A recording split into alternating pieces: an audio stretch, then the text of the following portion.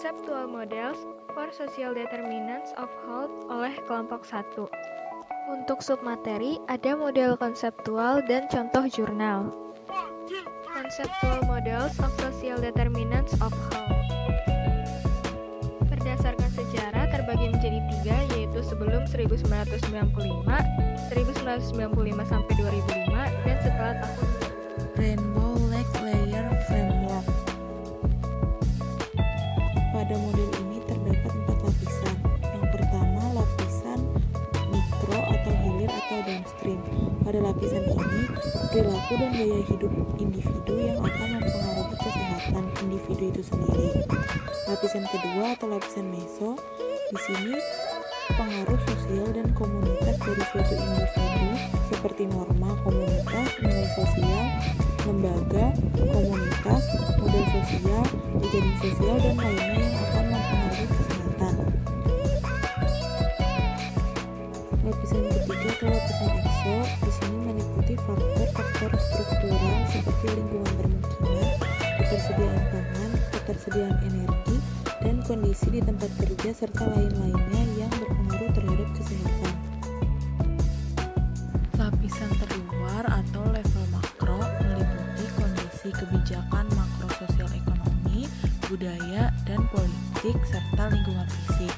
Yang termasuk pada faktor ini yaitu kebijakan publik, perubahan iklim dan cuaca, ekosistem, dan bencana alam.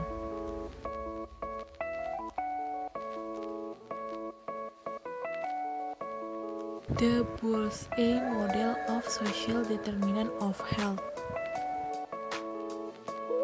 Dalam model ini, level tertinggi menggambarkan karakteristik sosial ekonomi suatu negara. Pada level menengah, menggambarkan masyarakat sipil atau organisasi sosial yang berfokus pada peningkatan akses ke pendidikan dan kesehatan. Pada level terendah, yaitu tingkat mikro yang berfokus pada ranah keluarga dan jaringan pribadi. Contoh kasusnya adalah di negara miskin seperti negara Afrika yang memiliki tingkat ekonomi yang buruk sehingga tidak dapat menyediakan fasilitas kesehatan yang berkualitas yang dapat diakses oleh masyarakat sehingga kesehatan masyarakat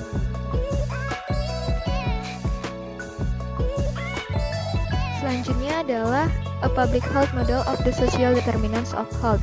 Pada model ini, faktor penentu sosial kesehatan dibagi menjadi 4, yaitu faktor penentu sosial, pelayanan kesehatan, perilaku penyebab penyakit, serta hasil dari kesehatan itu sendiri.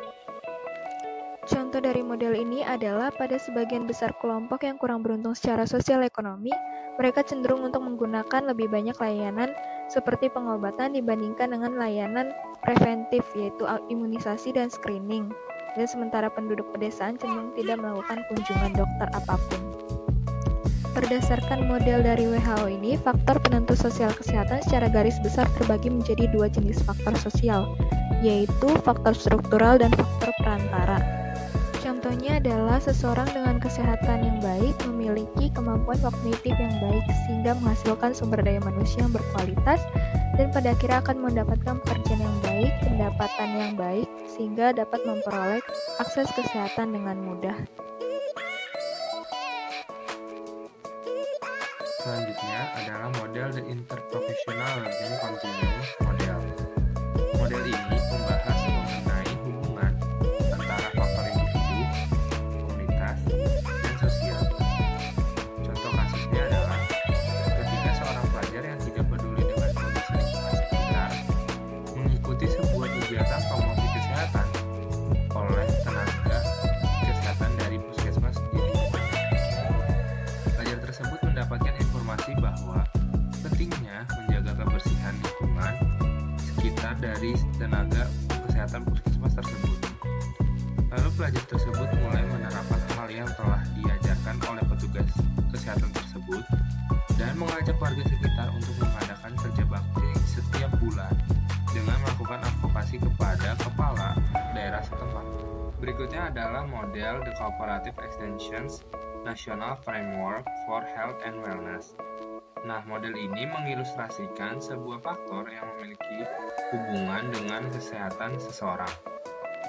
yang dapat dipengaruhi oleh berbagai faktor sosial seperti sektor publik, fasilitas pelayanan kesehatan, dan komunitas di sekitar kita.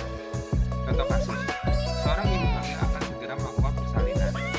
Ibu tersebut mempertimbangkan untuk pergi ke dukun beranak atau ke fasilitas pelayanan kesehatan di lingkungannya. Setelah mengikuti arisan di lingkungannya, ibu tersebut banyak mendapatkan saran sebaiknya melakukan persalinan di fasilitas pelayanan kesehatan karena jauh lebih aman. Akhirnya ibu tersebut melakukan persalinan di fasilitas pelayanan kesehatan di lingkungannya. Ibu tersebut melakukan persalinan dengan aman. Anak ibu tersebut dilahirkan dengan aman juga. Model berikutnya adalah model sosial determinan oleh WHO. Kerangka kerja ini didasarkan pada upaya pemantauan dan evaluasi sebelumnya dari WHO pada tahun 2009. Contoh kasusnya adalah sebuah negara menghadapi sebuah permasalahan dalam menghadapi permasalahan sampah, hingga negara tersebut menjadi salah satu penyumbang sampah terbanyak di dunia. Akhirnya, pemerintah negara tersebut mengeluarkan kebijakan pengelolaan sampah. Pemerintah negara tersebut menargetkan sebuah penurunan angka sampah yang cukup signifikan dalam 5 tahun kemudian. Setelah 5 tahun, negara tersebut berhasil menjadi negara yang sangat disiplin perihal produksi sampah dan berhasil mengurangi produksi sampah hingga mencapai target yang telah ditargetkan oleh pemerintah negara tersebut.